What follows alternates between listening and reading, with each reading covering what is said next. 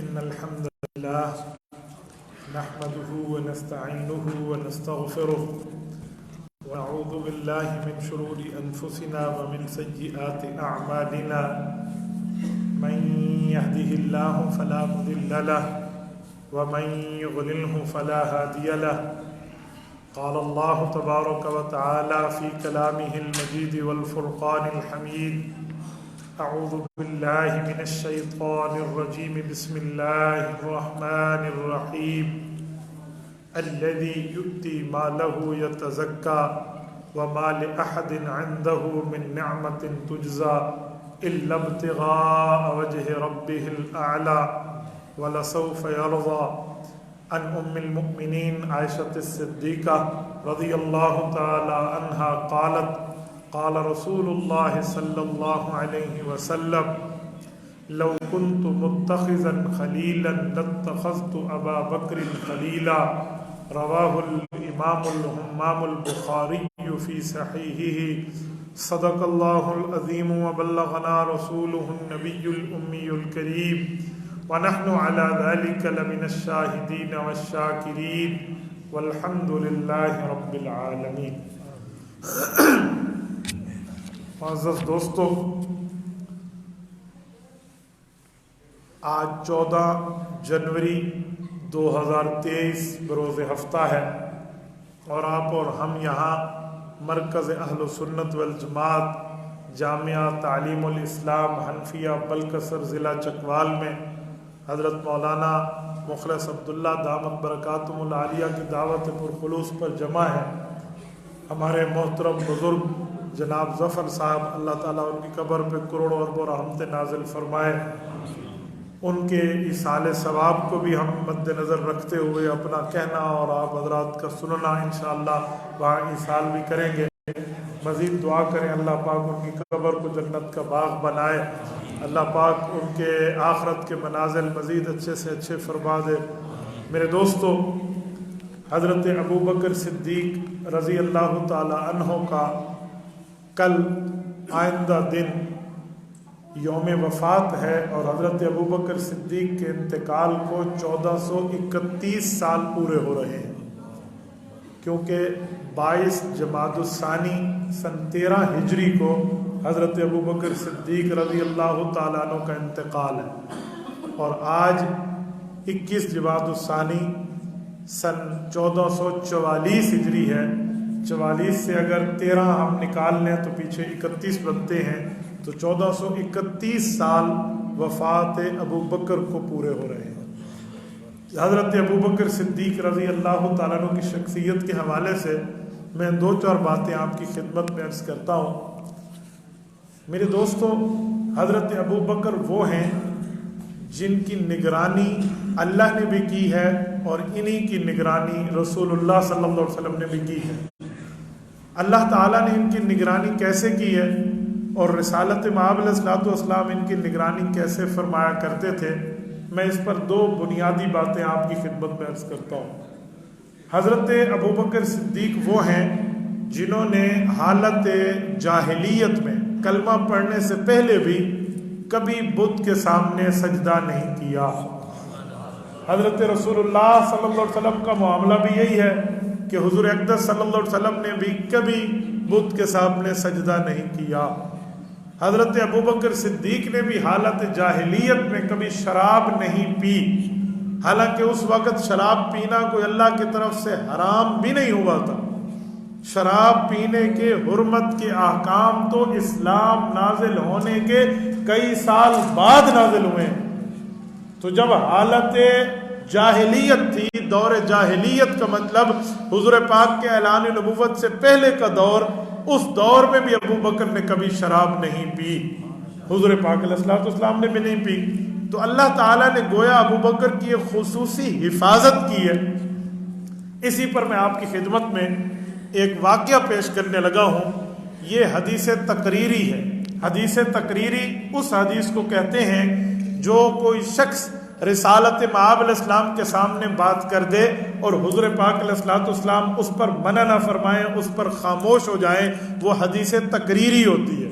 ایک حدیث قولی ہے، حضور خود ارشاد فرمائیں حدیث فعلی ہے حضور کام کر دیں، حدیث تقریری پیغمبر کے سامنے کام کیا جائے اور رسالت مآب اس پر راضی ہوں۔ حدیث تقریری ہے رسالت مآب علیہ الصلوۃ والسلام کے سامنے یہ کام ہوا ہے۔ حضرت امام قسطلانی رحمہ اللہ نے ارشاد الساری میں ذکر کیا ہے، ملا علی قاری رحمۃ اللہ علیہ نے مشکات کی شرح میں ذکر کیا ہے، کتاب المناقب کے اندر جبار فی الجاہلیت و خوار فی الاسلام کی حدیث کے تحت اس واقعے کو ذکر کیا ہے۔ واقعہ یہ ہے، حضور اقدس صلی اللہ علیہ وسلم کی مجلس تھی مدینہ طیبہ کی، حضور پاک علیہ السلام اپنے صحابہ سے کارگزاریاں سن رہے تھے کہ کلمہ پڑھنے سے پہلے تمہاری زندگی کے حالات کیا تھے، ایمان لانے سے پہلے تمہاری زندگی کے معاملات کیا تھے۔ پوچھتے پوچھتے نظر مصطفیٰ حضرت ابوبکر صدیق پر آ پڑی، اور حضرت ابوبکر صدیق رضی اللہ تعالیٰ عنہ نے حضرت رسول اللہ کو اپنا واقعہ اپنی زبانی پیش کیا، اور رسالت مآب علیہ السلام نے سنا۔ حضور اور حضور پاک کے صحابہ اہل بیت جو موجود تھے انہوں نے اس پر خوشی کا اور ابوبکر صدیق کے لیے خوشخبری کا اظہار فرمایا۔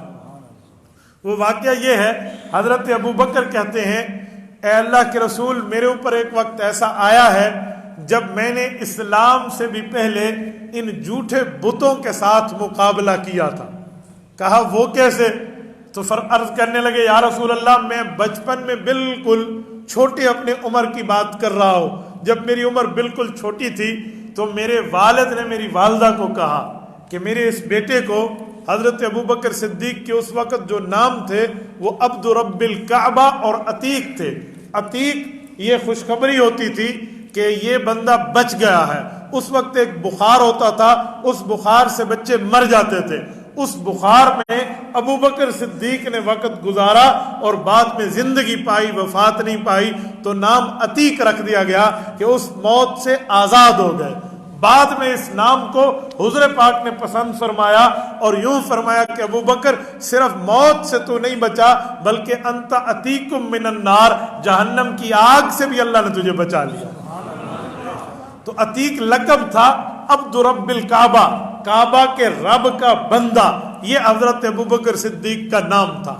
تو حضرت ابوبکر کے جو والد ہیں، حضرت ابوبکر کے والد کا نام ہے عثمان بن عامر، ابو قحافہ ان کی کنیت ہے، کیونکہ قحافہ ابوبکر صدیق کے بڑے بھائی کا نام ہے۔ حضرت ابوبکر صدیق رضی اللہ تعالیٰ عنہ 3 بھائی 3 بہنیں ہیں۔ قریبہ ایک بہن کا نام ہے، ام عامر ایک بہن کا نام ہے، اور اس طرح فدرہ ایک بہن کا نام ہے۔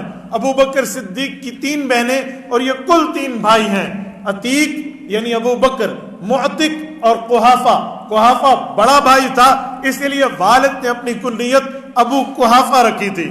تو حضرت ابوبکر صدیق کا نام عتیق تھا، تو اسی وجہ سے خاوند نے بیوی کو کہا، یعنی ابوبکر کے ابا نے حضرت ابوبکر کی اماں جان کو کہا۔ حضرت ابوبکر کے ابا عثمان بن عامر ہیں، اور ان کی جو والدہ ہیں حضرت ابوبکر کی امی، ان کا نام ہے ام خیر، ام الخیر، حضرت سلمہ۔ سلمہ یہ حضرت ابوبکر صدیق کی اماں کا نام ہے۔ ام الخیر ان کی کنیت تھی کہ اچھائیوں والی ہے۔ تو حضرت ام سلمہ کو اسلام سے بھی پہلے، اعلان نبوت سے کئی سال پہلے، ابوبکر کے بچپن کی بات ہے، یہ ابوبکر حضور کو سنا رہے ہیں، میرے ابا نے میری اماں کو کہا میرے اس بچے کو صاف کپڑے پہنا دے، میں اسے ساتھ لے جاتا ہوں۔ اماں نے صاف ستھرا مجھے کیا، مجھے ابا کے ساتھ بھیج دیا۔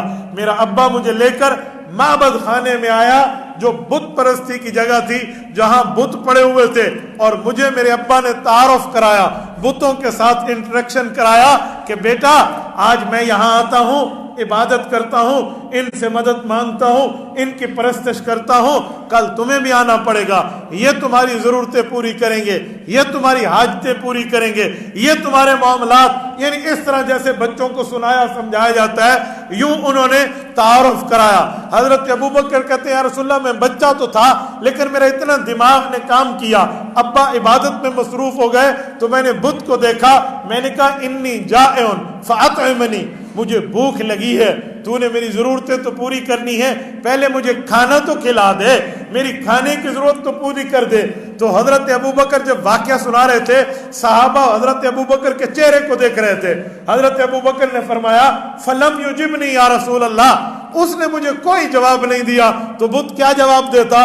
تو میں نے کہا اچھا چلو تو کھانا نہیں کھلا سکتا تو میرا دوسرا سوال ہے، انی جائعن، مجھے اس کے بعد بھوک لگنے کے بعد انی عار، مجھے کپڑوں کی ضرورت ہے، فکسی نہیں، مجھے کپڑے تو لا دے، نئے کپڑے میں امی کہیں مجھے لے کر جائے گی اپنے پروگرام میں ساتھ تو میں نیا سوٹ پہن کے اماں کے ساتھ جاؤں گا، مجھے پھر تو کم از کم کپڑے تو کہیں سے لا دے۔ کہتے یا رسول اللہ فلم یجبنی، اس نے مجھے کوئی جواب نہیں دیا۔ اس کے بعد ابو بکر کہتے جب دو باتیں میں اس نے مجھے کوئی جواب نہیں دیا، فاخذت الصخرہ، پتھر پڑا ہوا تھا، میں نے پتھر اٹھایا اور بت کو کہا کہ بت صاحب اب اپنی خیر منانا، میں تمہیں دے بانٹنے لگا ہوں، میری حاجتوں تو رہی دور، اب تو اپنی ضرورت پوری کرنا۔ حضرت رسول اللہ کو کرنے لگے یا رسول اللہ میں نے بت کو وہ پتھر دے مارا تو بت ٹکڑے ٹکڑے ہو گیا، جب بت ٹوٹا شور ہوا، میرے ابا بھاگتے ہوئے آئے، مجھے دیکھا تو میں بچہ تھا، مجھے غصہ تو کیا پر مارا نہیں، بڑے غصے کے حالت میں میری اماں کے پاس مجھے کھینچ کے لائے اور میری اماں کو آ کر کہا اسے یہ بھی نہیں سمجھایا، اسے اتنا بھی نہیں بتایا کہ یہ بت کے ساتھ ہمارے خدا کے ساتھ یہ معاملہ کرتا ہے۔ تو جب میری اماں کو میرے والد نے شکایت لگائی تو میری اماں نے ایک عجیب بات بتائی۔ اللہ اکبر۔ میں یہاں بات کرنے سے پہلے رک کے ایک جملہ کہتا ہوں، بلکسر چکوال کے دوستو، اگر گھر میں کوئی کسی کا استاد آ جائے، گھر میں کوئی عزت دار آ جائے، محلے کا نمبردار آ جائے، کوئی عزت احترام صاحب عہدہ آ جائے تو بچہ اس کی بھی توہین کر دے تو بڑے جو ہیں وہ غصے میں سرخ نیلے پیلے ہو جاتے ہیں کہ یار ہماری ناک کٹ گئی ہے۔ تو اسی طرح کوئی ولی آ جائے، کوئی بڑا آ جائے تو اس کی توہین تو اس سے بھی بڑی۔ تو یہاں کوئی ولی یا استاد کی بات نہیں تھی، یہاں تو پورا بت جس کو خدا سمجھا جاتا تھا ابو بکر نے اس کا کلا کما کیا تھا۔ تو اندازہ لگائیں کتنی سچویشن ایمرجنسی کی کریٹ ہو گئی ہوگی۔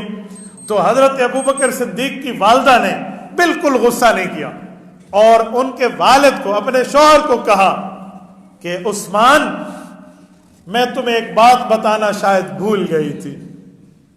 تو کہتے ہیں میرے والد نے بڑے حیران ہو کے کہا کہ بات ہو رہی ہے اسے سمجھانے کی اور تو کوئی اور باتیں؟ انہوں نے کہا جی کوئی دوسری بات نہیں ہے، ایک بات بتانا میں آپ کو بھول گئی، جب یہ پیدا ہوئے تھے آپ تو کہاں تھے؟ کہا جی میں تو گیا ہوا تھا پتہ نہیں کسی تجارتی سفر میں۔ تو کہا جب میں آیا تو مجھے تو اپنا بچہ ملا۔ تو کہا میں تمہیں بتا نہ پائی، جس وقت یہ بچہ میرے تھا اور مجھے پین آف ڈیلیوری، درد ذہ محسوس ہوا، بچے کی پیدائش کے وقت جو ماں کو درد ہوتا ہے وہ تکلیف ہوئی تو میں پریشان ہوئی۔ اس پریشانی میں گویا کسی فرشتے کی آواز تھی جو مجھے میرے اللہ کا پیغام دے رہا تھا، تو اس فرشتے نے آ کر کوئی بات کی، مجھے تو اپنا درد بھول گیا، میری غمی میری خوشی میں بدل گئی۔ والد نے کہا وہ کیا؟ کہا یہ ابھی پیٹ سے باہر آنے لگا تو فرشتہ کہہ رہا تھا یا امت اللہ بالتحقیق ابشری بالولد العتیق اسمہ فی السماء صدیق لمحمد صاحب و رفیق صلی اللہ علیہ وسلم۔ میرے دوستو یہ چار وہ الفاظ ہیں جو ابو بکر صدیق کی رب العزت کی نظر میں نگرانی ہو رہی ہے۔ میں نے کہا نا ابو بکر صدیق کی نگرانی ہوئی ہے۔ یہ الفاظ اپنے بچوں کو یاد کراؤ، گھر میں اپنی بیٹیوں کو یاد کراؤ، خود یاد کرو یہ الفاظ۔ آج غیر مذہب والے اپنے جھوٹے مذہب کے لفظ یاد کیے ہوئے ہوتے ہیں، ہم سچے مذہب کے پیروکار ہیں پھر بھی ہم اپنے سچے الفاظ یاد نہیں کرتے۔ میں ایک بار پھر دہراتا ہوں، آپ دہرائیے اور اپنے بچوں تک یہ لفظ یاد کرائیے، یا امت اللہ بالتحقیق، یا امت اللہ بالتحقیق ابشری بالولد العتیق اسمہ فی السماء صدیق لمحمد صاحب و رفیق۔ فرمایا اے اللہ کی بندی یہ بات حق ہے، یا امت اللہ بالتحقیق یہ بات حق ہے، تو اللہ کی بندی ہے، ابشری بالولد العتیق پریشان کیوں ہو رہی ہے؟ تجھے تیرا خالق و مالک تیرا رب خوشخبری دے رہا ہے، تجھے بچہ ملے گا جہنم۔ اسمہ فی السماء صدیق، लोगों का तारुफ जमीन पे होता है, तेरे इस खुश किस्मत बेटे का तारुफ आसमानों पर भी हो चुका होगा। आसमान के फरिश्ते इसको पहचानेंगे, इस्मुहु फिस समाए सिद्दीक, और फरिश्ता सिद्दीक है। ले मुहम्मदिन सल्लल्लाहु अलैहि वसल्लम साहिबु व रफीक, जो मोहम्मद सल्लल्लाहु अलैहि वसल्लम आएंगे अल्लाह ताला इसको उसका सहाबी भी बनाएगा, उसका दोस्त भी बनाएगा।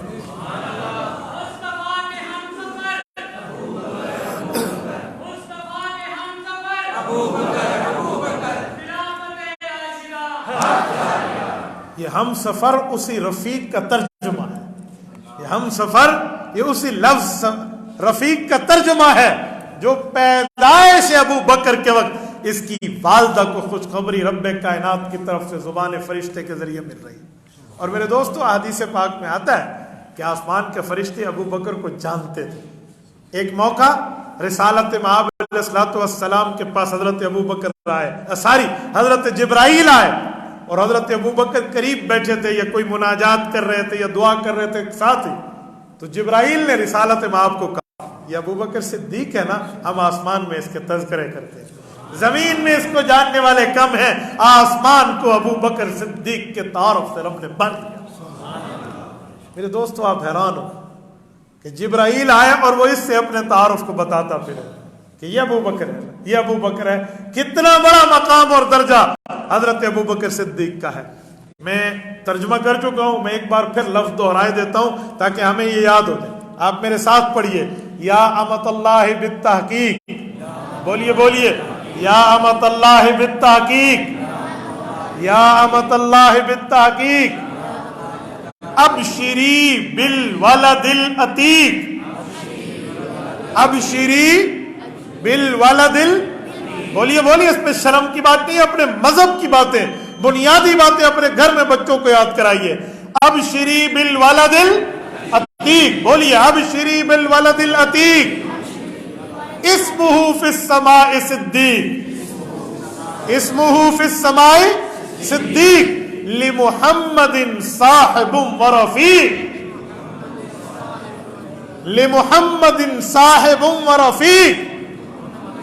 ऐ अल्लाह की बंदी, ये बात हक है, तुझे वो बच्चा मिल रहा जो जहन्नम से आजाद करता है, और इसका तारुफ आसमान में सिद्दीक के नाम से है, और ये मोहम्मद सल्लल्लाहु अलैहि वसल्लम का सहाबी और उसका दोस्त हो।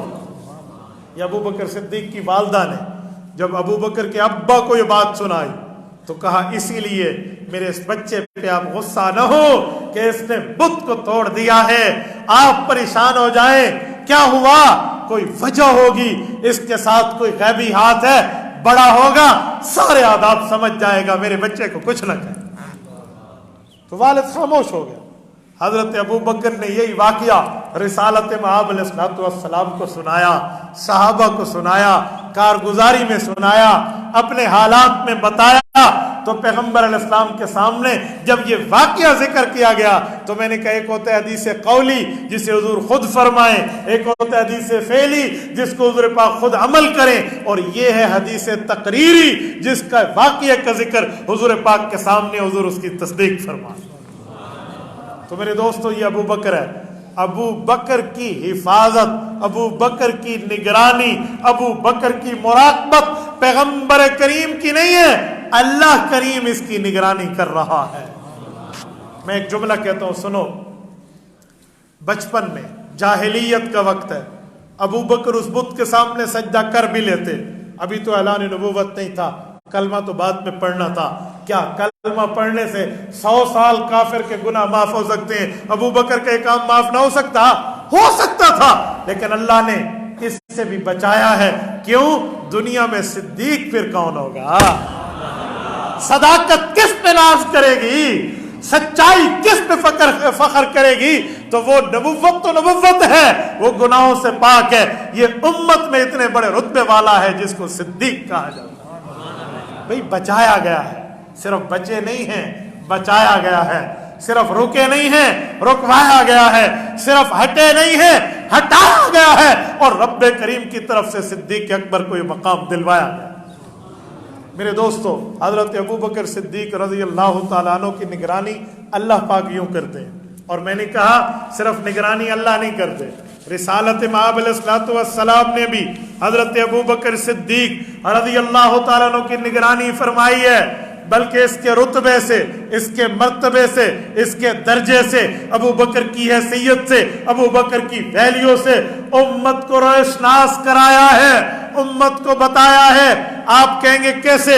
میں آپ کی خدمت میں حدیث پاک پڑھنے لگا ہوں۔ امام ابو بکر ابن عاصم الشیبانی رحمہ اللہ اپنی حدیث پاک کی کتاب السنہ میں حدیث پاک لائے ہیں، جلد نمبر 2 صفحہ 578، کتاب السنہ حدیث نمبر 4221 ہے۔ حضرت ابو درداء رضی اللہ تعالیٰ عنہ راوی ہیں۔ حضرت ابو درداء فرماتے ہیں اللہ کے رسول موجود تھے، صحابہ کرام موجود تھے، ابو بکر رضی اللہ عنہ موجود تھے، ہم ایک جگہ جانے کے لیے یوں پیدل واک میں چل رہے تھے۔ حضرت ابو درداء کہتے ہیں میری جوانی تھی، ابو بکر صدیق سے آگے بڑھ گیا، سیدنا ابو بکر صدیق رضی اللہ عنہ پیچھے تھے، میں آگے آگے چل رہا تھا، میرے وہم و گمان میں بھی نہیں تھا کہ دربار مصطفیٰ سے مجھے کیا تنبیہ ہونے لگی ہے، میرے وہم و گمان میں بھی نہیں تھا رسالت مآب علیہ السلام مجھے کیا بات سمجھانے لگے ہیں۔ کہتے ہیں اچانک چلتے چلتے میرے کانوں میں آواز پڑی، میں حیرانگی سے متوجہ ہوا، وہ رسول اللہ صلی اللہ علیہ وسلم، وہ آواز اللہ کے رسول کی تھی، آمنہ کے در یتیم محبوب رب العالمین حضرت محمد مصطفیٰ صلی اللہ علیہ وسلم رآنی، مجھے دیکھ رہے تھے، وانا امشی بین یدی ابی بکر، اور میں حضرت ابو بکر کے آگے آگے چل رہا تھا۔ حضور نے فرمایا لما تمشی امام من ہوا خیر منکا، ابو درداء اس سے آگے چلتے ہو حالانکہ ابو بکر تو تم سے بہتر ہے۔ لما تمشی امام من ہوا خیر منکا، تم سے بہتر ہے ابو بکر، تم اس کے آگے چل رہے ہو، مراد ہے پیچھے چلو۔ اب مجمع میں اور بھی تھے، ہو سکتا ہے کسی اور کے ذہن میں خیال آئے کہ ابو درداء سے ابو بکر بہتر ہے، اس لیے ابو بکر صدیق کو فرمایا اس کے آگے نہ چلو، ابو بکر آگے چلے۔ مجمع میں شاید کوئی اور ہو جس کا رتبہ ابو بکر سے بڑھ کے ہو، یہ تو صرف ابو درداء سے بات ہو رہی ہے، باقی کسی سے تو نہیں ہو رہی۔ یہ سوال اٹھ سکتا تھا، حضور پاک علیہ السلام نے اگلی حدیث کا اگلا جملہ ارشاد فرما کر اس سوال کا جواب دے دیا، فرمایا ان ابا بکر خیر من طلعت علیہ الشمس وغربت۔ ابو درداء، ابو بکر کا مقام یہ ہے، اس دھرتی پر رب نے سورج بنایا، سورج طلوع ہوتا ہے، روشن دن ہو جاتا ہے، سورج غروب ہوتا ہے، اندھیری رات ہو جاتی ہے۔ ان ابا بکر خیر من طلعت علیہ الشمس وغربت، یہ سورج جہاں جہاں طلوع ہوا، جہاں جہاں غروب ہوا، اس سورج میں جس دھرتی سے گزرا، اس دھرتی پہ رہنے والا کوئی انسان رتبہ رکھے گا، اس کے رتبے بعد میں ہوں گے، میرے ابو بکر کا رتبہ ان سے بڑھ کے ہوگا۔ خیر من طلعت علیہ الشمس وغربت، خیر اس میں تفضیل ہے عربی زبان میں، انگلش میں کہتے ہیں سپرلیٹو ڈگری ورڈ، اس سے بڑا لفظ نہیں ہوتا۔ خیر پوری دھرتی پر، یعنی امت مسلمہ کی بات ہو رہی ہے، ابو بکر ہر اس شخص سے بہتر ہے جس پر سورج طلوع ہوا ہے اور سورج غروب۔ میرے دوستو، اسی بنیاد پہ ایک جملہ کہا جاتا ہے افضل البشر بعد الانبیاء، یہ اس حدیث پاک سے نکلا ہوا جملہ ہے۔ افضل البشر بعد الانبیاء، ابو بکر صدیق کا مقام اتنا بڑا رب نے بنایا کہ اس دھرتی پہ انبیاء کا ہے تو ہے، پھر انبیاء میں جتنی امتیں ہیں ان تمام امم میں سب سے بہتر ہے تو ابو بکر صدیق۔ میرے دوستو، ایسے اللہ تعالیٰ نے اس کی حفاظت نہیں کروائی تھی۔ وہ کہتے ہیں نا صدیق سچ مشکوک اگر تو سچ زمین تے نہیں آیا، یہی بات ہے کہ پھر صدیق کو آپ کس بنیاد پر پیش کریں گے جب صدیق اکبر پہ بھی کچھ ایسا معاملہ ہو۔ میرے دوستو، یوں نہیں ہے، یہ ابو بکر ہے جس کے لیے رسالت مآب علیہ السلام اس کے رتبے کی نگرانی اس طرز پہ فرما رہے ہیں کہ حضرت ابو درداء رضی اللہ تعالیٰ عنہ جیسی عظیم ترین شخصیت जो मुहद्दिस वक्त है। हजरत अबू दर्दा का बहुत बड़ा मकाम है। आप हदीस की किताबें, चलो और छोड़िए अरबी, उर्दू किताब उठा लें, शेखुल हदीस मौलाना ज़करिया कांदलवी रहमतुल्लाह अलैह की फ़ज़ाइल अमाल उठा लें, उर्दू की हदीस पाक की किताब है। हजरत अबू दर्दा से रिसालत इमाम अलैहिस्सलातु वस्सलाम के कितने फरमान उसमें नकल। तो इतना बड़ा मुहद्दिस साहबी है, उसको हुज़ूर पाक ने उसकी जाती बात भी बताई कि तुमसे भी अफजल है। फिर उसके बाद इस धरती पे किसी के ज़हन में कोई सवाल आ सकता था तो उसका जवाब भी दिया कि जिस जिस शख्स पे सूरज गुरूब हुआ या सूरज तुलू हुआ, उन सब से अबू बकर सिद्दीक अफजल है। मेरे दोस्तों, ये अबू बकर सिद्दीक के रुतबे की निगरानी रसूलुल्लाह सल्लल्लाहु अलैहि वसल्लम भी कर रहे हैं। शुरू में इसीलिए मैंने कहा अबू बकर वो है जो अल्लाह की नज़र में भी और रसूलुल्लाह की नज़र में भी। आप मेरी नज़र में हो, आप मेरी निगरानी में हो, बहुत बड़ी बात होती है, बहुत बड़ा मकाम होता है। इस तरह कि तुम मेरी निगरानी में हो, अल्लाह किसी को कह दे, ये रुतबा नबी का है, ये रुतबा नबी का है। इन्नी माकुमा अस्माउ व अरा। हजरत मूसा अलैहिस्सलाम, हजरत हारून अलैहिस्सलाम, इन दोनों को रब ने फरमाया इन्नी माकुमा, मैं तुम्हारे साथ हूं, अस्माउ व अरा, देख रहा हूं, सुन रहा हूं तुम्हारे साथ। तुम जाओ फिरौन से पास जाकर दावत इस्लाम पेश करो। तो नबी को ये बात कही गई। अबू बकर को ये लफ्ज कहे नहीं गए, लेकिन अबू बकर के साथ, क्योंकि नबी नहीं है, उम्मती है, इसलिए काम वही किया गया है, लेकिन नबुव्वत का रुतबा ऊपर रखा गया है, सदाकत का रुतबा बाद में रखा है। काम वही है, तरतीब वही है, लेकिन नबुव्वत और सदाकत का फर्क दिया गया। मेरे दोस्तों, सिर्फ यही नहीं है, इससे भी आगे एक जुमला कहूं।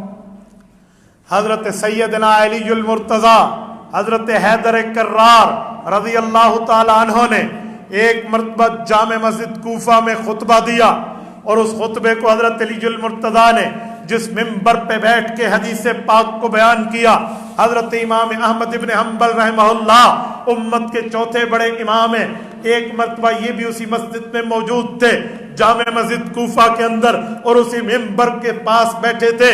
एहतरामन उस मिंबर पे इमाम अहमद बिन हम्बल जैसा मुहद्दिस आज़म न बैठा, क्योंकि इस मिंबर पे अलीउल मुर्तज़ा बैठे थे।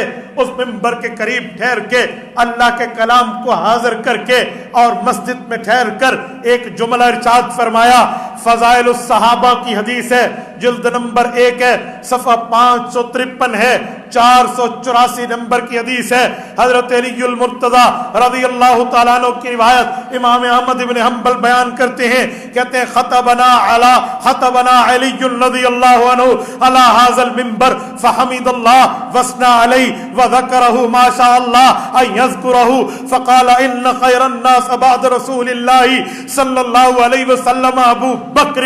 हजरत इमाम अहमद इब्न हम्बल फरमाते हैं, हजरत अलीउल मुर्तज़ा के शागिर्दों ने बताया, जामे मस्जिद कूफा थी, यही मिंबर था, इस मिंबर पे बैठ के हजरत अलीउल मुर्तज़ा खुतबा इरशाद फरमा रहे थे। फरमाया खतबना, हजरत अली का खुतबा लोगों को इरशाद हुआ, फ़हमिदल्लाह, अल्लाह की तारीफ बयान की, वस्ना अलैहि, अल्लाह की सलाह बयान की, व ज़करहु, रब्बे करीम के दीन का जिक्र किया, माशाअल्लाह यज़कुरहु, जितना रब ने तौफीक दी। हजरत अलीउल मुर्तज़ा दीन की बात बताते रहे। फिर आखिर के खुतबे में फरमाया इन्न खैरन नास बअद रसूलिल्लाहि सल्लल्लाहु अलैहि वसल्लम अबू बकर।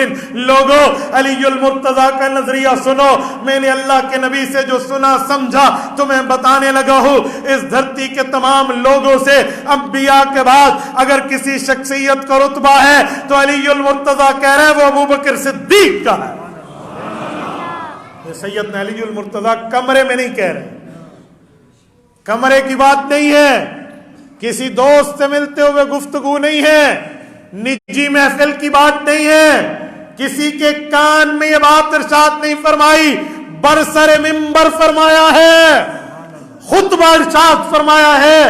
खुतबे में अकीदे का इजहार होता है, नजरिए का इजहार होता है, मौकिफ बताया जाता है, बयानिया सुनाया जाता है, ओपिनियन शो किया जाता है, अपने नजरिए को हुज्जत और दलील और बुरहान के जरिए वाज़े किया जाता है।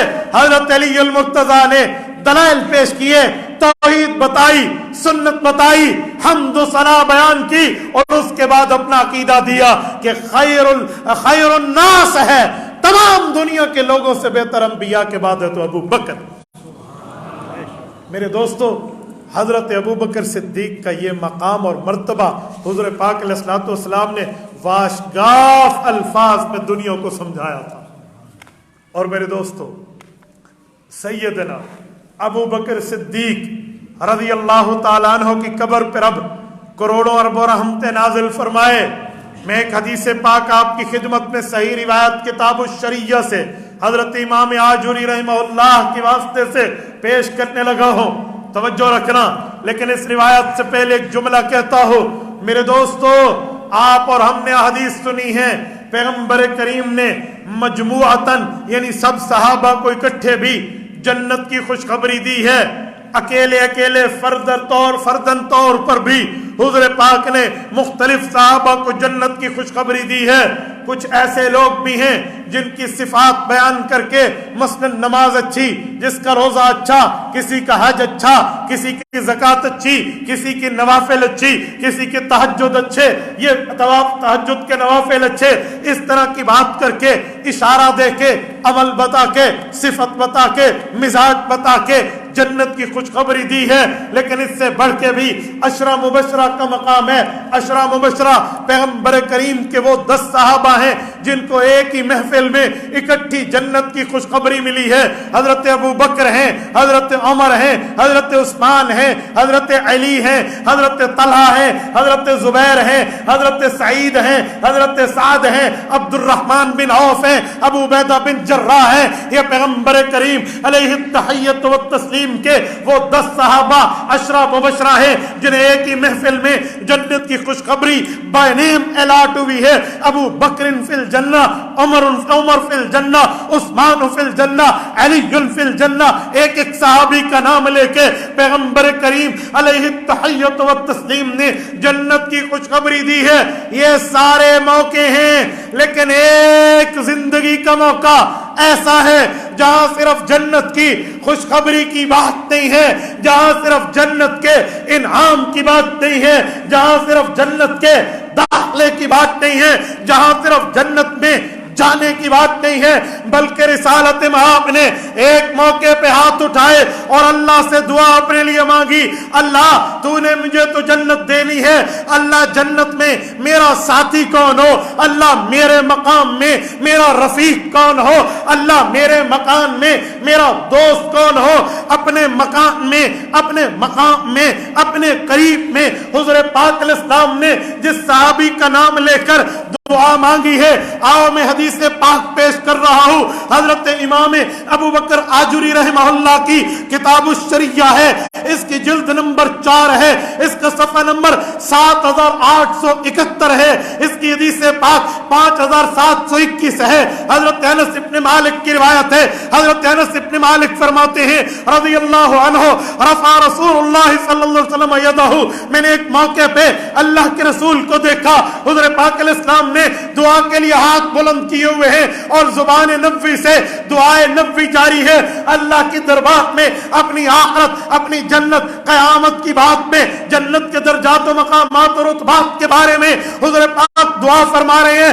دعا فرماتے فرماتے پیغمبر کی زبان سے یہ دعا کے لفظ نکلے، اللہم اجعل ابا بکر معیہ فی درجتی یوم القیامہ، میرے مولا جنت میں جو مجھے درجہ ملنا، جنت میں جو مجھے مرتبہ ملنا، جنت میں جو مجھے مقام ملنا، اللہ اس مقام میں بھی میرا ساتھی ابو بکر ہو۔ میرے دوستو، یہ واحد موقع ہے جہاں جنت کی صرف خوشخبری کی بات نہیں ہے، بلکہ جنت میں اپنے ساتھ بتائے ہوئے لمحات کی آرزو ہے۔ اللہ وہاں بھی میرا ساتھی یہ ہو۔ میں پرسوں میسج میں ایک ظالم کی بات آئی، مجھے کسی نے سوال لکھ کے بھیجا کہ وہ کہتے ہیں تم یار غار ابو بکر صدیق کو کہتے ہو، ابو بکر صدیق تو حضور کے ساتھ ہجرت میں نہیں گئے تھے۔ یقین مانے اس کی اس بکواس پر مجھے ہنسی آئی۔ میں نے کہا ظالم، تو حضور پاک علیہ الصلوۃ والسلام کے غار کے یار کو کھینچنا چاہتا ہے، پیغمبر تو جنت میں بھی ابو بکر کو ساتھ لینے کی دعائیں کر رہا ہے۔ ظالمو حیا کر، خدا کی قسم، قبر آنی ہے، آخرت آنی ہے، مر جانا ہے، اکیلے قبر میں جانا ہے۔ یہ اکڑ، یہ تکبر اور یہ ریاکاریاں ساتھ نہیں جانی؟ کیوں جھوٹ بولتے ہو ابو بکر صدیق کی ذات پہ؟ اپنی قبر خراب کرنے کے لیے اور کام کم تھے کہ ایک یہ مل گیا؟ حیرانگی کی بات ہے، ابو بکر اگر یار غار نہیں ہے، دنیا میں مثل ہی مشہور ہو گئی ہے، کوئی کسی کا اچھا دوست ہو نا اور ہر وقت اس کے قریب ہو تو لوگ مثال دینے کے لیے کہتے ہیں یہ تو اس کا یار غار ہے۔ اور خدا کے بندے، تو جتنا مرضی ہے زور لگائے، ابو بکر یار غار بھی ہے، یار مزار بھی ہے، وہ جنت میں بھی مصطفیٰ کا یار۔ کوئی لاکھ روٹھے ہزار بگڑے، غضب میں آئے یا دل ملائے، کسی کے روکے حق کا پیغام کب رکا تھا جو اب رکے۔ میں اس موقع پہ ایک جملہ کہتا ہوں، حضرت مولانا ادریس کاندھلوی رحمہ اللہ، بہت بڑا نام کہہ رہا ہوں، دارالعلوم دیوبند کے شیخ التفسیر ہیں، مولانا ادریس کاندھلوی رحمہ اللہ کی معارف القرآن کاندھلوی موجود ہے، جامعہ اشرفیہ لاہور میں شیخ الحدیث رہے، ایک واسطے سے میرے بخاری کے شیخ بنتے ہیں۔ میرے دوستو، حضرت مولانا ادریس کاندھلوی، ان کے پاس ایک شخص آیا، متاثر ان لوگوں سے تھا جن کے دل میں بغض صحابہ ابل رہا ہوتا ہے، حضرت کے پاس آ کر کٹ حجتیاں کرنے لگا، بحث کرنے لگا، سوال در سوال کرنے لگا، صحابہ ایسے، صحابہ ایسے، صحابہ ایسے۔ حضرت بڑے پیار سے، دھیمے لہجے سے، سنجیدہ انداز سے سمجھاتے رہے، سمجھاتے رہے، سمجھاتے رہے، آیات سنائی، احادیث سنائے، پیغمبر کے فرمان سنائے، صحابہ اہل بیت کے واقعات سنائے، پر جس کے دماغ میں بھوسا بھرا ہو وہ کہاں دلائل سمجھتا ہے؟ اسے دلیل نہیں چاہیے، اسے ضلالت چاہیے ہوتی ہے۔ جب حضرت نے دیکھا کہ یہ بندہ شیطان کا وہ یار ہے، اس کے دل میں پیغمبر کے صحابہ کی محبت نہیں آ رہی، ایک جملہ کہا، بات فائنل کر کے رکھ دی، فرمانے لگے، او میاں میرے پاس اتنا وقت نہیں ہے میں تجھ جیسی ارتبا کھوپڑی کو سمجھانے کے لیے اپنا وارا وقت لگا دوں۔ میں ایک بات کرتا ہوں، تمہیں پیغمبر کے صحابہ سے چڑ ہے، تبھی ادھر ادھر کی ایران توران کی لنگڑی لولی اندھی بہری دلیلیں لے کر آ جاتا ہے، ڈھکوسلے اٹھاتا ہے۔ تیری میری بحث کا فائدہ تب ہے جب تیری اور میری بحث کے نتیجے میں پیغمبر کے صحابہ جنت سے باہر آ جائیں۔ نہیں نہیں، پیغمبر کے صحابہ وہ ہیں جن کو رب نے جنت الاٹ کر دی ہے، وہ جنت میں ہیں، تو میں جتنی بحث کرے وہ جنت سے نہیں آ سکتے۔ اٹھ جا، ایک ہی جملہ، اٹھ جا، جتنی بات کرنی ہے کر لے، کوئی وہ دلیل لا جس دلیل سے صحابیت زائل ہو جائے، نعوذ باللہ کوئی جنت سے باہر آ جائے۔ قرآن کریم نے ان کو جنتی کہا ہے۔ زمین پہ لڑنے والی فوج کو ہم کیا کہتے ہیں؟ کون سی فوج؟ بری فوج، بر زمین کو کہتے ہیں۔ اور قرآن میں بھی بر کا لفظ موجود ہے، کس لیے؟ سورۃ البینہ اٹھائیں، پارہ نمبر 30 اٹھائیں، آخری پاؤ کی پہلی سورت اٹھاؤ، کیا ہے؟ اولئک ہم خیر البریہ۔ فرمائے جتنی خشکی ہے، جتنی دھرتی ہے، جتنی زمین ہے، جتنا بر ہے، ان تمام پہ رہنے والے لوگوں میں اگر کوئی سب سے خیر رکھنے والے لوگ ہیں تو محمد کے صحابہ، اولئک ہم خیر البریہ۔ تو حضرت کاندھلوی نے کہا تیری میری بحث کا فائدہ تو تب ہے جب وہ جنت سے نکل کے آ جائیں، جب تیری میری بحث سے وہ جنت سے نکلتے نہیں ہیں، رب نے جنت دے دی، اب اپنا ٹائم ضائع نہ کر، اٹھ جا۔ میرے دوستوں، میں انہیں کہتا ہوں جو ابو بکر صدیق کے یار غار ہونے پہ اعتراض کرتے ہیں، بھئی یار غار والی بات تو شاید اندھے کو سورج نظر دکھانا مشکل ہو جائے، یار غار تو اس سے بھی بڑھ کے ہے، یار غار کا معاملہ تو اس سے بڑھ کے ہے۔ ہاں ہاں، جو تجھے مروڑ اٹھتا ہے وہ ہمیں اچھی طرح پتا ہے۔ میں کہتا ہوں سن ہجرت کی رات دونوں یاروں نے حضور پاک سے یاری نبھائی، ایک لوگوں کی امانتوں کا پہرے دار علی حیدر کرار ہے اور ایک اللہ کی امانت محمد مصطفیٰ کا پہرے دار ابو بکر اس امت کا جرار ہے۔ भाई दोनों अमानतों के पहरेदार हैं। लोगों की अमानतें अली अल मुर्तजा ने हवाले करके पैगंबर के पास मदीना जाना है और अल्लाह की अमानत की हिफाजत करके अबू बकर ने मदीना पहुंचाना। यह रुतबा बुलंद मिला जिसको भी मिल गया। हर मुद्दाई के वास्ते दारो रसन कहां। तो रिसालत में आपने दुआ की। हजरत अनस कहते हैं अल्लाहुम्मा जअल अबा बकर माई फी दर्जती यौमल क़ियामा। मौला मेरे अबू बकर की यारी को जन्नत के दर्जे में भी हमें इकट्ठे बरकरार रखना। जब हुजूर पाक ने ये दुआ की, आगे क्या हुआ? हदीस यहां खत्म नहीं होती। किताब शरिया में अगली रिवायत के लफ्ज भी मौजूद है। हजरत इमाम आजुरी रहमहुल्लाह फरमाते हैं, हजरत अनस फरमाते हैं, जब दुआ पूरी हुई मैं इस इंतज़ार में बैठ गया, इस दुआ की कबूलियत का जवाब क्या आता है। रब्बे करीम इस दुआ की कबूलियत के बारे में जो इरशाद फरमाएंगे तो रिसालत माब हमें बताएंगे। कहते हैं बताना तो बाद में। रिसालत माब ने दुआ की, उसके बाद जवाब आया, चेहरा नबी गुलाब के फूलों की तरह खिल गया। हुज़ूर पाक ने फरमाया फ़अौहा इलैहि इन्नी कद इस्तजब्तु लक। अल्लाह ने हुज़ूर पाक के दिल में ये बात नाज़िल फरमाई, मोहम्मद करीम अलैका तहिय्यतु व तस्लीम, आपका काम मांगना था, हमने कबूल करके अबू बकर आपकी जन्नत का साथी बना दिया। मेरे दोस्तों ये हदीस पाक है। रिसालत माब अलैहिस्सलातु वस्सलाम का हजरत अबू बकर सिद्दीक रज़ियल्लाहु ताला अन्हु के साथ मोहब्बत का ताल्लुक आज तक तो हम दिखाते थे हुजूर पाक के साथ, सहाबा के मोहब्बत का ताल्लुक क्या है। यहाँ ये नहीं है, यहाँ ये है कि अबू बकर के साथ इमामुल अंबिया कितना प्यार करते हैं।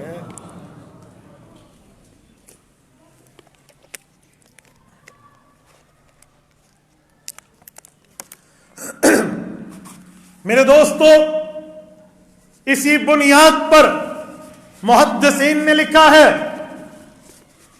मा खुलिका अबू बकरिन इल्ला लिर्रसूल, कि अबू बकर की पैदाइश में जहां और मकसूदात हैं, वजूहात हैं, रिजन हैं, मामलात हैं, वहां सबसे बड़ी बात और वजह यह है अबू बकर पैगंबर की रिफाकत के लिए पैदा किया गया। और बाकी अबू बकर पैगंबर की रिफाकत के लिए ही पैदा है। क्यों? मैं एक जुमला कहता हूं, सुनो। रिसालत माब अलैहिस्सलाम ने जब मक्का मुकरमा से हिजरत की, मदीना तैयबा पहुंचे, तो अबू बकर सिद्दीक हुजूर पाक अलैहिस्सलाम के साथ मदीना तैयबा पहुंचे हैं। वहां पर अबू बकर की मोहब्बत पैगंबर करीम के लिए जो जाहिर हुई, अकीदत हुजूर पाक के साथ जो जाहिर हुई, अल्लाह ताला आपको मदीना तैयबा ले जाए, अल्लाह आपकी बरकत से हमें भी ले जाए। मदीना में मस्जिद कुबा जाइए, मस्जिद कुबा के मरकजी गेट से निकल के रोड क्रॉस करके महकमतुल गाबा के एक कदीम यादगार इमारत में जाइए और आज भी वहां देखिए मकाम तौलील मौजूद है। आपको अबू बकर की पैगंबर के साथ मोहब्बत के वहां फूल खिलते हुए हदीस पाक लिखे हुए नजर आएंगे। वो जगह की खुशबुएं आपको बताएंगी कि ये मकाम तौलील क्या है। तौलील जिल को कहते हैं, जिल साया, तो वहां साए का मतलब क्या है। मैंने अल्हम्दुलिल्लाह कई बार उस जगह की ज़ियारत की है। कुबा से बिल्कुल सामने निकल के, सामने वाला मोहल्ला, जस्ट ये रोड क्रॉस करें, आगे जाएं, 1400 साल पुराना वो घर के अंदर वो कमरा आज भी हजरत कलसूम इब्न हदम रज़ियल्लाहु ताला अन्हु का मौजूद है, जहां रिसालत में आप 2 से 3 हफ्ते क़याम करते हैं, फिर मदीना जाते हैं। हजरत कलसूम बिन हदम रज़ियल्लाहु अन्हु रसूलुल्लाह सल्लल्लाहु अलैहि वसल्लम के मदीना मुनव्वरा के पहले मेजबान है। कुबा की मस्जिद जिस जगह तामीर है, जिसको कुरान तकवे की बुनियाद पर पहली मस्जिद कहता है, वो मस्जिद हजरत کلثوم بن ہدم رضی اللہ تعالیٰ عنہ کی اس جگہ پہ بنی ہوئی ہے جو انہوں نے کھجور سکھانے کے لیے، چھوارے بنانے کے لیے جگہ لی ہوئی تھی. اس جگہ حضور پاک کے فرمان پر حضرت کلثوم ابن ہدم نے مسجد قباء کے لیے پیش کر دی. میں کہتا ہوں وہ جگہ حضور پر اس نے قربان کر دی. 3 روایتیں، ایک روایت میں 2 ہفتے، ایک روایت میں 24 دن حضور پاک ان کے مکان میں رہے، تا وقت ہے کہ حضرت علی المرتضیٰ لوگوں کی امانتیں دے کر مدینہ منورہ پہنچائے. پھر حضور پاک علی ابو بکر قباء سے مدینہ شہر میں داخل ہوئے. جب تک حضرت علی المرتضیٰ تشریف نہیں لائے تھے حضور پاک نے قباء میں ان کا انتظار فرمایا. قباء کو باب المدینہ بھی کہتے ہیں، آج بھی جائیں تو وہاں باب المدینہ لکھا ہوا ہے. پرانے زمانے میں حضور کے زمانے میں سے العالیہ بھی کہا جاتا تھا. یہ بلند جگہ ہے، پہلے لوگ یہیں آتے، مدینہ میں داخل ہونے کے لیے پھر آگے آتے. سنیں، حضرت کلثوم بن ہدم کا مکان آج بھی موجود ہے. خصوصاً وہ کمرہ جس کمرے میں رسالت مآب کے 2 ہفتوں سے زائد کا قیام ہے حضرت ابو بکر کے ساتھ. اس کمرے کی آج کل تھوڑی بہت مرمت وغیرہ تو کی گئی ہے، لیکن جو پرانی بنیادیں، عمارتیں ہیں اور دیوار کی موٹائی چوڑائی ہے وہ آج بھی اوریجنلٹی، اصل حالت میں ہے. سمجھ آتا ہے کہ واقعی یہ کتنے 100 سال پرانی عمارت ہے. وہاں اس کے ساتھ ایک جگہ ہے، وہ انہوں نے نماز کے لیے وقف کی ہے. وہاں بندے نماز پڑھتے ہیں، نوافل پڑھتے ہیں. تھوڑا بہت تعلق ہو نا محکمۃ الغابہ میں، آپ آسانی سے اس جگہ میں جا سکتے ہیں. شاید آج کل سنا ہے کہ وہ ٹورزم کے لیے بھی کھول رہے ہیں. وہ بڑا پیارا مقام ہے.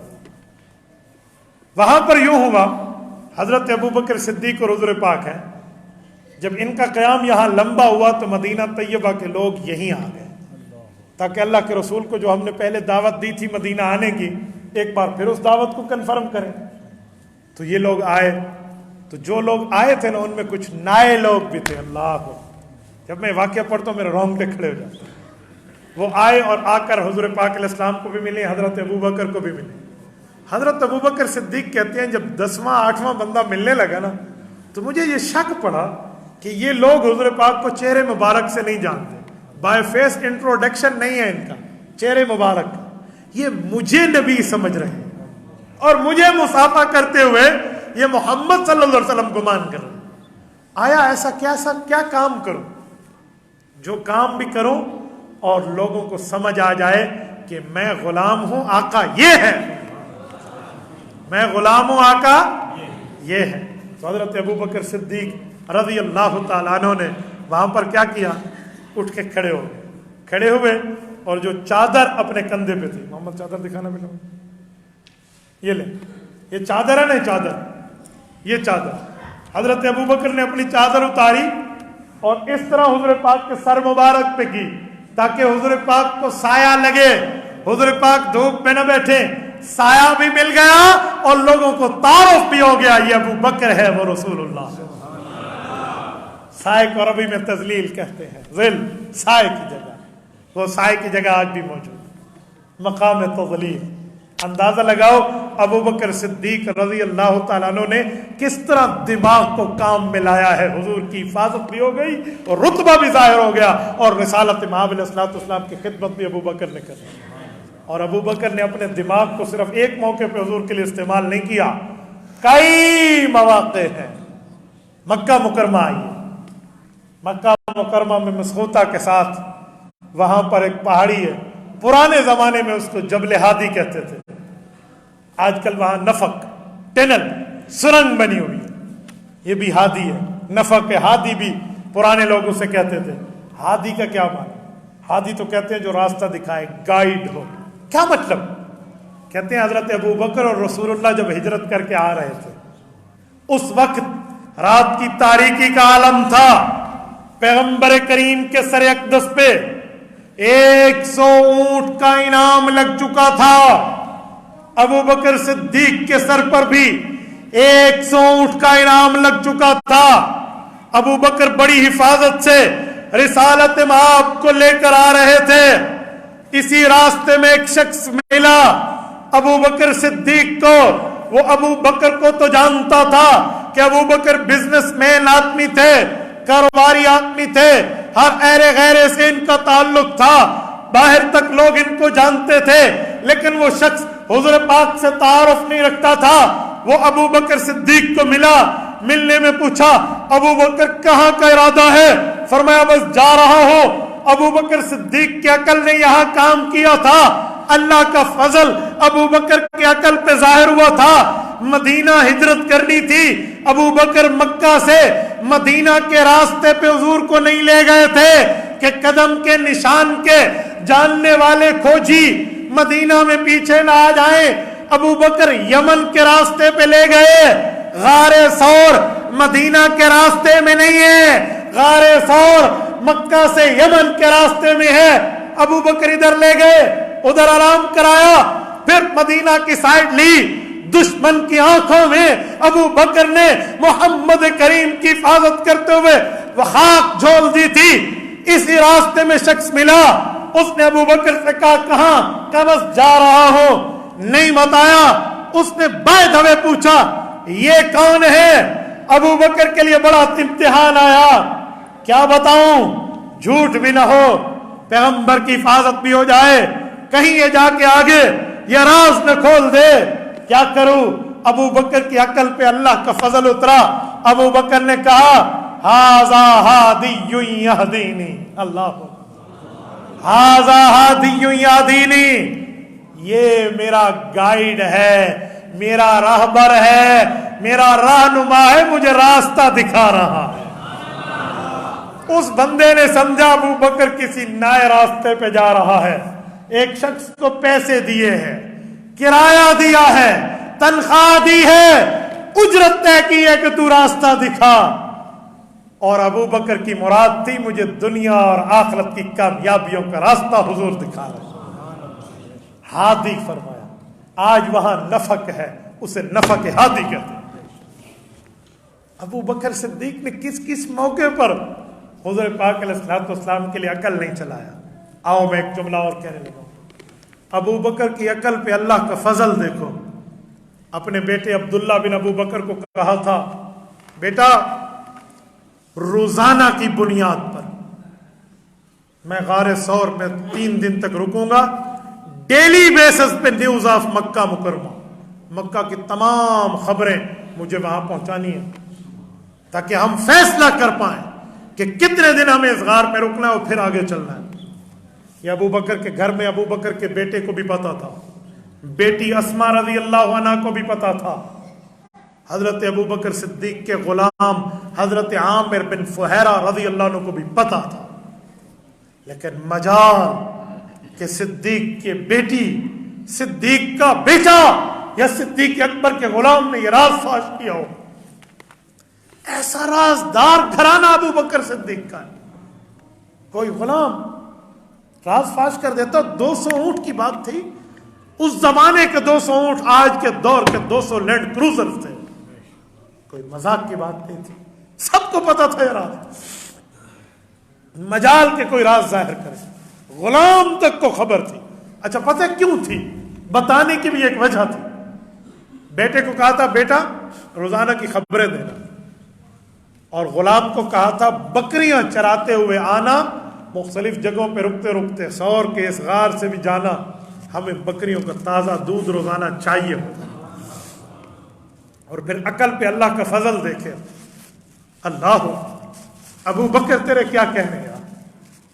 کہا بیٹا تو پہلے آ, جب خبر دے چکو اس کے بعد تیرے پیچھے پیچھے یہ بکریوں کا ریوڑ لے کر آئے گا عامر بن فہیرہ. کیوں؟ تیرے قدموں کے نشان بکریوں کے قدموں کے نشان سے مٹتے چلے جائیں. آج وزارت دفاع میں ایک آفس ہوتا ہے سیکریسی کا. میں کہتا ہوں یہ سیکریسیاں کیا ہیں جو سیکریسی ابو بکر کے دماغ نے بیٹھ کے سکوٹی لیول پہ کریٹ کی. اور پھر ظالم آئے, حضرت اسما کے پاس آئے تھے. حضرت اسما ابو بکر صدیق رضی اللہ عنہ کی بڑی بیٹی ہیں, ابو بکر صدیق کی پہلی بیوی حضرت قتیلہ بنت ابی العزا, اس کی ابو بکر کی اس بیوی سے اسما بیٹی ہے, بڑی ہے. جب ابو بکر صدیق نے اپنا اور رسول اللہ کا سامان اسما کو دیا تھا اسے باندھو، تو اسما کا ازار بند ہی تھا، باندھنے کے لیے کچھ اور چیز نہیں تھی۔ حضرت ابو بکر کی بیٹی نے ازار بند کو کھولا اور اسے لمبائی میں 2 ٹکڑے کیے، ایک سے اپنی عزت کی حفاظت کی، ایک سے والد الرسول اللہ کے سامان کی حفاظت کی۔ اس بیٹی کا لقب ہے ذات النطاقین، نطاقہ کہتے ہیں ازار بند کو، ذات النطاقین، جس کے ازار بند کے 2 حصے کیے گئے، ایک خود باندھا اور ایک ابا اور حضور پاک کے سامان کو باندھا۔ ان لوگوں نے یوں زندگی حضور پہ لگائی ہے، کوئی اس پہ تبرہ کر کے اپنے لیے جہنم کا اعلان کرائے گا؟ اس خاندان نے، اور پھر مذاق کی بات نہیں، میں اگلا جملہ کہتا ہوں سنیں، وہ بندے متوجہ ہوں جن کے گھر میں ان کی جوان بیٹیاں بیٹھی ہیں، جن کے سینے میں باپ والا دل ہے۔ ابو جہل آیا، حضرت اسما سے پوچھا تیرا باپ کہاں گیا؟ نہیں بتایا حضرت اسما نے، کہاں گیا، کس جگہ گیا، کوئی کلو دے، کہاں ہے تیرا ابا؟ کہا چلا گیا۔ کہا کہاں گیا؟ کہا جہاں جانا تھا۔ کہا کہاں جانا تھا؟ کہا کہاں جہاں چلا گیا، نہیں بتایا۔ اس ظالم نے تھپڑ مارا۔ حضرت اسما جوان بیٹی ہے، 27 سال اماں عائشہ سے عمر میں بڑی ہے، وہ بیٹی تھپڑ برداشت کر گئی، حضور کے راز کو نہیں کھولا۔ مجھے ایمان سے بتاؤ، یہ وہ وقت ہے جب ابو بکر کا ابا ابو بکر کے مخالف ہے، اور ابو بکر کا ابا یہ سمجھتا ہے۔ ایک روایت میں میں آپ کو پڑھ کے دکھا دوں، ایک موقع پہ حضرت ابو بکر گزرے تو ان کے والد اپنے دوستوں کو کہنے لگے، یہ مکہ کے فیصلہ کرنے والے بندے تھے، اپنے دوستوں کو کہنے لگے حضور پاک کا نام لے کر، کہا اس نے میرے اس نوجوان بیٹے کو مجھ سے دور کر دیا، اپنی ترتیب پہ لے گیا۔ یعنی اس کے والد اتنے مخالف تھے شروع میں۔ تو مجھے بتائیں، جب جوان پوتی کے چہرے پہ تھپڑ لگے تو اس دادے کی بات مزید مضبوط نہیں ہو جائے گی کہ کن کاموں میں آ گیا ابو بکر تو؟ لیکن ابو بکر مجال کے پیچھے ہٹے۔ ہاں، حضرت ابو بکر صدیق رضی اللہ عنہ نے سب کچھ برداشت کیا ہے، صرف عزت مصطفیٰ کو بچا گیا۔ اور آج ابو جہل، مکہ مکرمہ میں جاؤ تو صحیح، اس کے گھر میں لیٹرینیں بنی، سارے آدمی اٹھتے واش روم نے، ابو جہل کے نام پہ لعنتیں برستی ہیں، ابو بکر آج بھی سلامیاں پیش ہوتی ہیں۔ آپ اور تو چھوڑیں، بدر چلے جائیں، جنگ بدر جہاں ہوئی ہے، 140 سے 160 کلومیٹر ہے مدینہ طیبہ سے۔ بدر میں ایک مسجد عریش ہے، اس کے ساتھ رسول اللہ کے صحابہ کی قبریں، 14 شہداء بدر کے نام وہاں لکھے ہوئے موجود ہیں۔ آج کل تو ماشاءاللہ انہوں نے اس کے لیے یوں جالیاں لگا دی حضرت، جیسے جنت البقیع کی جالی۔ اب بدر تو ماشاءاللہ ایسے بن گئے، پرانے زمانے میں تو دیواریں ہوتی تھی، اب تو وہ دیواریں ہٹا دی، اب تو باہر سے زیارت بھی ہو سکتی۔ اور مسجد عریش کے ایک کونے میں قلیب بدر ہے، جہاں ابو جہل سمیت 24 کفار کو بغیر کفن و دفن و جنازے کے وہاں ڈالا گیا تھا، اور رسالت مآب نے ان کو آ کر اوپر کہا تھا، بتاؤ تمہارے ساتھ تمہارے بتوں نے سچا وعدہ کیا یا میرے ساتھ میرے اللہ نے سچا وعدہ؟ هل وجدتم ما وعد ربكم حقا، یہ فرمایا تھا۔ اس ابو جہل کی قبر پہ میں اس دن دیکھ رہا تھا، اسی کنویں پہ، آج کل تو کنواں وہ سب کو ختم ہو گیا، لوگ اب بھی جا کر پتھر برساتے ہیں اور لعنتیں کرتے ہیں۔ پتھر وہاں ہم گئے تو ایک ہمارے پٹھان بابا جی تھے، انہوں نے 2 پتھر اٹھا کے پتھر سوڈ رہا اس طرح کہہ کر اس پر کوئی لان تان کر کے وہاں پتھر برسائے۔ ایسے وہ لوگ آج تک اس پہ لعنتیں برس رہی ہیں۔ لیکن ابو بکر کو یہاں بھی سلامی ہے، اور صرف یہاں نہیں ہے۔ ایک موقع پہ حضور پاک نے فرمایا، ابو بکر ایک خوش قسمت ایسا بھی ہوگا جو جنت کے سامنے آئے گا، جنت کے 8 دروازے اعلان کریں گے، آپ مجھ سے داخل ہو جائیں۔ اور ابو بکر مجھے امید ہے میری امت میں وہ مقام تمہیں ملے۔ ٹھیک ہے، حضرت عامر بن فہیرہ آتے، بکریاں پیچھے لے کر حضرت عبداللہ روزانہ کی خبریں پہنچاتے۔ اسی خبریں پہنچانے کی بنیاد پر 3 دن کے قیام کے بعد کا معاملہ سفر کا طے ہوا، اور رسالت مآب با حفاظت جا کر مدینہ طیبہ پہنچے۔ یہ ابو بکر کی عقل نے ایک ایک موقع پہ کام کیا، ایک ایک موقع پہ. میں نے کہا ابو بکر کی عقل پہ اللہ کا فضل ہے، ایک ایک موقع پہ. تبھی فرمایا ما خلق ابو بکر الا لرسول اللہ صلی اللہ علیہ وسلم، کہ ابو بکر پیدا ہوا ہے تو حضور پاک علیہ الصلوۃ والسلام کی خدمت کے لیے پیدا ہوا. میرے دوستو، اس جیسے عظیم صحابی رسول کا دنیا سے جانا، اور آج ہم یہاں بیٹھ کے ان کی یاد کو تازہ کرتے ہوئے میں ایک جملہ کہنے لگا ہوں. صرف یہاں تک بس نہیں ہے کہ مرد باہر کمائے اور بیوی کو جا کر پیسے دے. مسلمان مرد پہ یہ بھی لازم ہے کہ وہ جو دین کی بات، اچھی بھلائی اور خیر کی بات سنے، اپنے گھر جا کر بتائے، اپنے بچوں کو بتائے، اپنی بچیوں کو بتائے، اپنے گھر والوں کو بتائے. آج ہمیں چاہیے ہم اپنی اولادوں کو سمجھائیں، بتائیں. ابو بکر نام کتنا دنیا میں عام ہے، آج بھی ابو بکر نام کو سلوٹ ہے. میرے ساتھ ایک مولانا ابو بکر صاحب تھے، ہم ایک کینٹ میں ایک جگہ جانے لگے تو وہاں انہوں نے پاس دیکھا، ایک وہاں سے ٹھہرے ہوئے تھے، وہ وہاں پر ایک چوکیدار، انہوں نے دیکھا ابو بکر نے یوں سلوٹ مارا، اس نے کہا میں آپ کے نام کو سلوٹ کر رہا ہوں. اللہ کو آج بھی سلام ہے. تو میرے دوستو، ابو بکر نام رکھیں تو بچوں کو بتائیں. کوئی راستے میں جاتے ہوئے ابو بکر ملے تو بتاؤ کہ ابو بکر اس کا نام کیوں رکھا، ابو بکر کون تھا، ابو بکر کا کیا کردار تھا، ابو بکر کا مقام کیا تھا، ابو بکر کی شان کیا تھی. میرے دوستو، میں پورے بیان کا خلاصہ سمری پیش کرتے ہوئے ایک ہی جملہ کہتا ہوں. اگر یہ سوال ہو جائے تو اس سوال کا کیا جواب ہوگا؟ سوال یہ ہے کہ امت محمدیہ میں آج تک وہ کون سا مبارک و خوش قسمت فرد ہے جو آج تک حضور پاک کے جسمانی طور پہ بھی قریب تر ہے؟ بتائیں کون ہے؟ ابو بکر ہے، جو آج بھی روضہ نبوی میں آرام فرما. کبھی میں کہتا ہوں ہے مشکل رات نبی کی ہجرت والی، ساتھی صدیق یار غار ہے، کندھا صدیق تیرا رسول خدا سوار ہے. 3 میل کی چڑھوں گا چڑھائی، میرا نبی سے اقرار ہے. رک جاؤ صدیق رک جاؤ، یہی سور غار ہے. سو گیا پیغمبر صدیق کی گود میں، صدیق اللہ کی امانت کا پہرے دار ہے.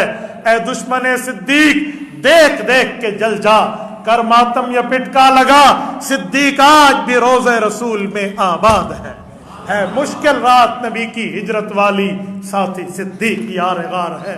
اقول قولی ھذا واستغفر اللہ وآخر دعوانا ان الحمد للہ رب العالمین.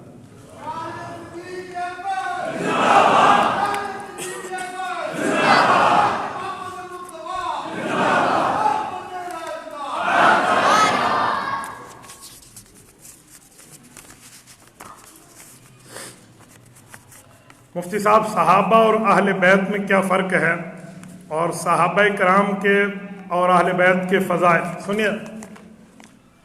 رسول اللہ صلی اللہ علیہ وآلہ وسلم کا یارانہ اور حضور کا گھرانہ، حضور کے یارانے کو صحابہ کہتے ہیں، حضور کے گھرانے کو اہل بیت کہتے ہیں. جو حضور کا یارانہ ہے وہ حضور پاک علیہ الصلوۃ والسلام کے صحابہ ہیں، اور جو پیغمبر علیہ الصلوۃ والسلام کا گھرانہ ہے وہ پیغمبر کا اہل بیت جو کہلاتا ہے. اس کو مزید بھی آگے چلیں تو آپ سمجھا سکتے ہیں کہ جو شخص حضور پاک علیہ السلام پہ ایمان لایا لیکن پیغمبر کا فیملی ممبر نہیں ہے، گھر کا فرد نہیں ہے، وہ صحابی ہے. اور جو پیغمبر کے گھر کا فرد بھی ہے، حضور پہ صاحب ایمان بھی ہے، وہ نبی کی اہل بیت ہے. ٹھیک ہے. یقیناً لفظ اہل بیت میں عام مطلق صحابہ سے اہل بیت کا مقام افضل ہے، کیونکہ وہ اہل بیت بھی ہیں اور صحابی بھی ہیں. لیکن ابو بکر صدیق رضی اللہ تعالیٰ عنہ اس درجے پہ فائز ہیں جو تمام صحابہ اور اہل بیت کے امام. ابو بکر کا رتبہ سب سے بڑھ کر ہے، ابو بکر صدیق امام ہے. باقی لکھا ہوا ہے اہل سنت کے علاوہ کسی اور مسجد کے امام کے پیچھے بابا نہ جمعہ ہوتی ہے نہ جمعرات ہوتی ہے. میں تو خالصتاً اپنی مسجد کے امام کی بات کروں.